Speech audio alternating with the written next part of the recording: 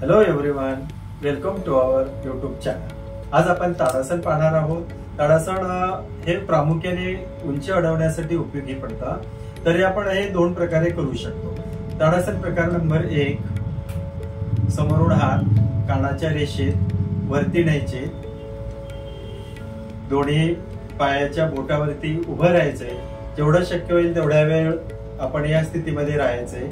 सावकाश पुन्हा आसन सोडायचंय।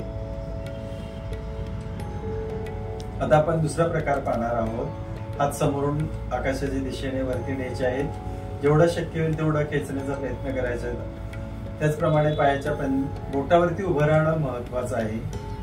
जेवढं शक्य होईल तेवढं उभं राहून आसन सोडायचं आहे।